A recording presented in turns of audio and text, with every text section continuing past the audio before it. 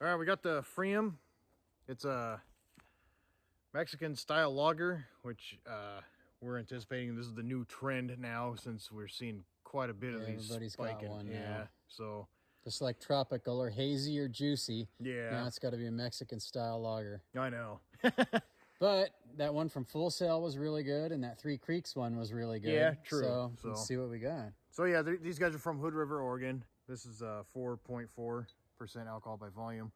Orange blossoms and fresh corn will transport you into a Mexican beach. I wonder if they use any corn, yeah, in the mash to make it. Like a lot of Mexican beers have corn as an adjunct in there. Bunch of geese. Yeah, geese flying over. Smells like a lager. Ooh, nice and clear. Got the sweet light straw color. Mm-hmm. Oh yeah, it's gonna be good. Ooh, nice and cold on my hand too. Yeah, I like that. Very crisp smelling, dude. Ooh, great yeast character.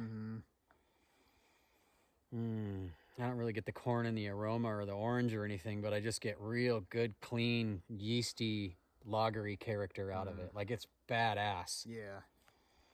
Very refreshing. Smells like a micro-brewed Mexican lager though. Like the other ones. Man, that's good lager yeast. Ooh. Dry. Yeah, that's interesting. Very dry at the end. Like a tinge of malt at the end, very dry. Just sharp and crisp and clean up front. Oh, yeah. Kind of yeasty. Very refreshing. I can kind of get a very slight orange in my second drink. Right in the middle. I get a little more of that corn for sure. And kind of that whole like Mexican lager kind of flavor. Yeah.